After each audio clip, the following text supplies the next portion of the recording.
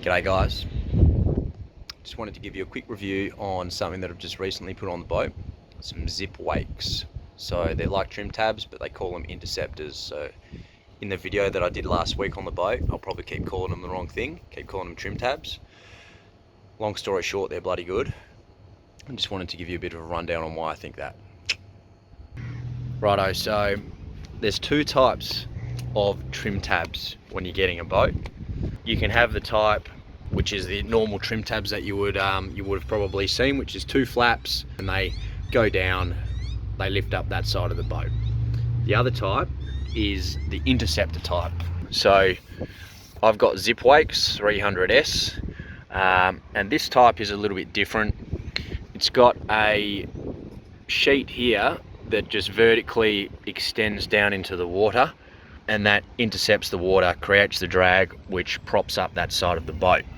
Right, so now on to the advantages and disadvantages of each. The only advantage for the trim tabs that I can think of is the price saving, and it's substantial price saving. I paid about $4.5 grand fitted for mine, which is a lot of money for something that you think you may or may not need. Now, a couple of other advantages that people talk about with the trim tabs over the interceptors. One is that the trim tabs will create less drag, because makes sense, right? As you think, you've got this interceptor going right down into the water, surely that's creating a lot of drag. Well, trim tabs and interceptors both lift up the boat by creating drag. So for the boat to be level, that side has to put in the same amount of drag force to lift the boat to level. The only difference is the interceptors can do it a lot quicker because they only have to go down a little bit, whereas the trim tab has to push right down into the water. So that one doesn't really count. They both create the same amount of drag. Another advantage for the trim tabs, you don't have to have holes below the waterline. Now, I know that some interceptor makes have to have the hole below the waterline. So obviously your Zipwakes are in the water, right? So you think about the water level on my boat, somewhere here. Your Zipwakes hole, and most interceptor style hole, is straight behind here, and it's a pretty big hole. Trim tabs don't have to worry about that.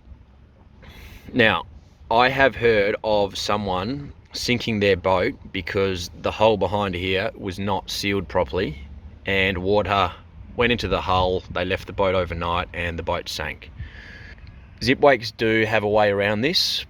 So you can replace the hole, have the wiring coming out of here, and then have the wiring go somewhere else that's above the waterline. So even if it does leak, it's never going to be a huge inflow of water, nothing that your build can't handle. I did ask for that when I got mine fitted, and annoyingly they forgot to do that, so there's not really a fix I can do anymore. So that advantage for having no holes below the waterline for trim tabs is null and void as well, because Zipwakes give you the option to have that hole above the waterline. Just make sure that they bloody do it, not like mine. So I just thought of one disadvantage for the trim tabs, and that's the noise. So they are quite noisy, zzz, zzz, especially when you're at rest. You can't hear them when you're driving, but when you're at rest you can. When you're rocking about, fishing out in the seas, it does get a little bit annoying. So all that you have to do is remember that as you're about to drop, just click the auto function, they'll stop working. And then when you start going again, you'll know straight away that you haven't turned it on if you forget, but you just click them on and they'll start working again. All right, now onto the advantages. Advantage number one is that you don't have to modify your ladder to fit the interceptor. And I'll show you what I mean. This is where the ladder is on this boat and most boats. There's only one real spot where you can put your interceptors. There's no worries here with this having anything to do with the ladder, but if these were trim tabs, they come out past the ladder. You would have to modify your ladder in order for it to work, which costs a lot of money and is just another headache that you don't have to deal with. Advantage number two is that you don't have people stepping on the things to get up on the boat. I've seen countless times people using trim tabs as a stepping ladder, and that will damage them. Because you've got to remember, the trim tabs come out like that. They look a bit like a step for people that don't really know boats. Whereas these, pretty hard to step on, and even if you did, I reckon they'd be able to take it. But it's not it doesn't look like a step to idiots. Advantage number 3 is similar to number 2. When you're beaching your boat in reverse, you don't have your trim tabs getting damaged, because countless times I've been on boats where you're trying to reverse the back of the boat up onto the beach and the trim tabs just get absolutely hammered. It wrecks them, and it just doesn't give you that peace of mind. You're always coming back to the boat to check up on them. There's not really a good place for your boat to sit and not damage the trim tabs. With the Interceptors, the Zipwakes, that's not a thing. You know, one, they can take an absolute hammering. They're a bloody strong bit of kit if you feel them. And secondly, they're just not really even going to hit it. They sit slightly higher than the bottom of your hull. Now, not a really advantage or disadvantage, but just a frequently asked question, one question that I had: will it impact my reading of the transducer? And the answer to that is no. I have my Zipwakes in the perfect position, I believe. They do a good job. And I have about as much going on in the back of your boat as you can. I've got one transducer on the left side, one on the right side, and I've even got the water inlet there as well. None of that kit impacts the transducer at all. And that's the same for 1 kilowatt and 600 watt transducers.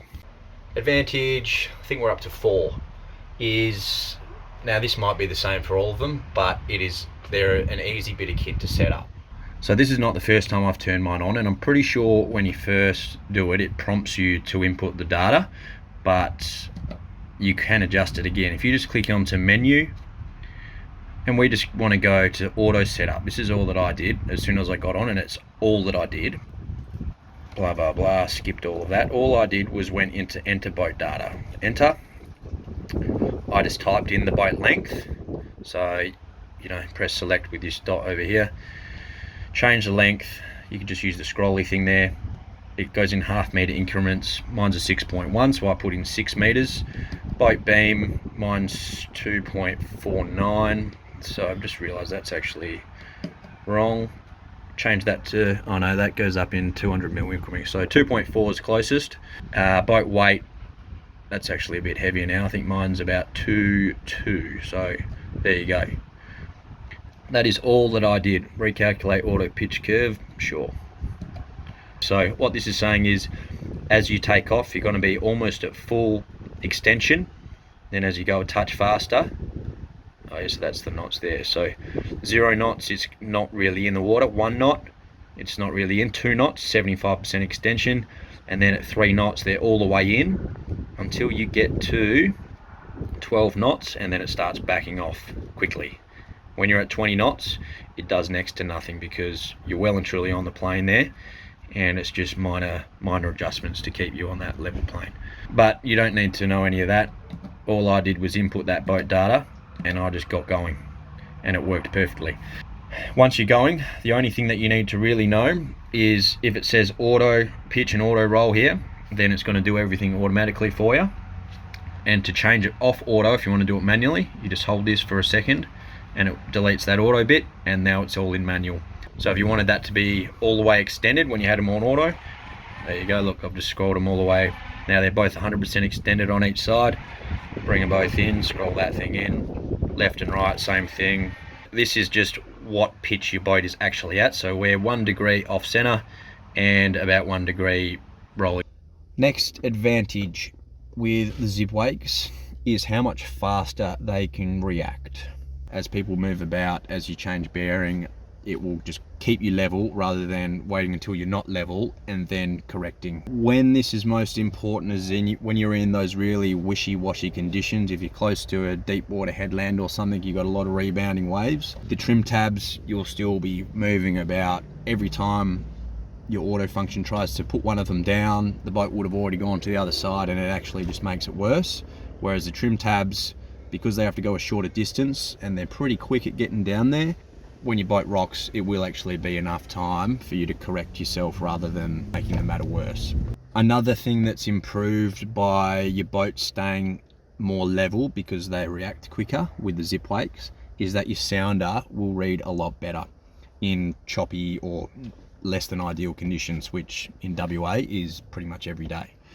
And the reason for that is that if you had your trim tabs on, and guys without trim tabs at all will notice this, is as your boat's going side to side, when you're going slow enough to get onto your spot, your beam is getting moved around very wide, and as it goes to the side, not only the lowest energy part of your beam is going down and back up, the rest is going out to the side and bouncing away and never getting received from your transducer. So you only get a small amount of energy coming back to your transducer, whereas with the Zipwakes, it's pretty much staying level the whole time for more of the time, and you get your highest energy coming back to your receiver, and you get a better image because of that.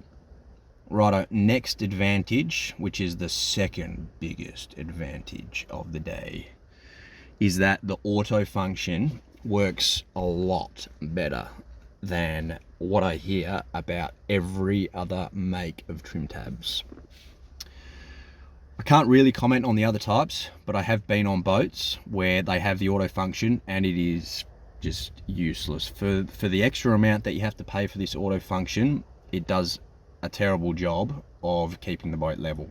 With the Zipwakes, the auto leveling function is flawless. It just does what it's supposed to do. You get in there, you put in the beam of your boat, you put in the length, you put in the weight, you put it on auto, and it stays level regardless of what you do. It is amazing. You go on other ones, they're supposed to be auto, it doesn't really do auto. It gives it a crack, it's slow to react, and a lot of that is because of how much longer it takes for these things to have an effect, but it's shithouse. Okay, now for the one biggest improvement, and if it was only this reason alone, I would have paid for these things. And that reason is it allows you to drive faster in the same conditions. And the reason for that is that you're driving along, especially with alley boats, this is important. You're driving along, when an alley boat is not perfectly centered, it's the difference between a big bang and everyone on the boat getting that feeling, and landing on the keel and splitting the water and getting a nice ride. You don't get that jarring. The Zipwakes do an amazing job at that. Like I said, the auto function works perfectly, so you can have the confidence to add another 5 to 10 knots and know that you're going to land on the keel every time, and it's just comfortable. In those choppy conditions, God, I can go another 10 knots, same boat, everything the same. It's a crazy amount of difference. Every time I have somebody on the boat and they're asking about these trim tabs, you know, are they worth the money? I start driving. It's never great conditions when I'm out there. You're getting slammed around as per normal in an alley boat. And then I go, watch this. So I've got the trim tabs off at the moment, right? And then I go click level. All of a sudden it just goes zzz. The person looks at you, levels up, and then you just don't get any banging. It just slices through the water and you keep going. It's amazing. And they all say the same thing. They look at me and go, wow, that's amazing. That's worth $4.5 grand. I'm getting them on my boat. Next advantage is a similar thing, and the trim tabs might do this as well, but it doesn't just correct the side to side list, it also corrects the forward and back, how your boat lands as well. So if you think about the shape of your hull, you've got the V at the front and then it goes back into the planing part of the hull. There's only a short part of that boat that's designed to actually hit the water. And if you keep landing too far back, then it will slap more. And what these do, what the Zipwakes do, is because you've input the length of your boat, it allows you to get that right leveling, forward and back I'm talking, so that you'll always land in the right part of your hull where it will still slice the water away. You're not landing on the back of the hull like you do all the time, especially in rougher conditions where you just can't seem to get on a plane. You're going right into the chop and it's just slamming you because you keep landing towards the rear of your boat. Doesn't matter what you do with the trim of your motor.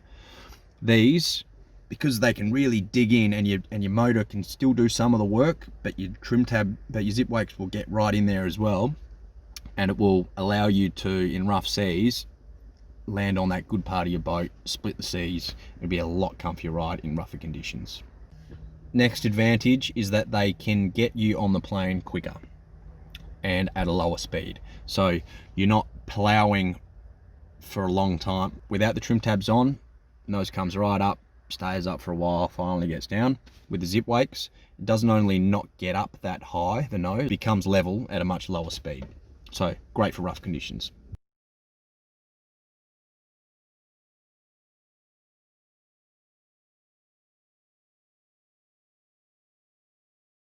So that's my take on it. I don't have any affiliation with these guys. I just paid a lot of money, got them recommended to me, and am actually really satisfied. And I wish that I'd seen a video like this beforehand and I would have bought them straight away. So it's up to you if you think that's worth the money. In my case, I thought hands down, because you know, you buy trim tabs to correct the roll of your boat. So if they're not going to do that, why would you spend half the amount and not really even get the improvement? Because I don't know if you've been on boats with the trim tabs, unless they have an auto function, they're pretty much useless, because they're only set for until the next person moves, or you change your bearing slightly, or the wind changes direction slightly. You have to constantly fiddle with them. By the time you actually get it right, someone's moved around a little bit more and it's wrong again. So they have to have an auto function. By the time you pay for that, by the time you pay for your ladder adjustment, it's almost the same amount of price as the Zipwakes cost anyway, and they're just straight out of the box, fit them, and you're good to go. Right, that's my rant. I reckon they're a good thing. In summary, Zippies, they're an expensive bit of kit, but they do what trim tabs and all of that is supposed to do. They keep your boat level. Most importantly, they allow you to drive faster and do more fishing and less time tramming between spots. If I've missed anything, if some of you guys have some trim tabs and there's some factors there that I haven't included in this video, then please write them up as comments. But apart from that, I think that's about it. See you later.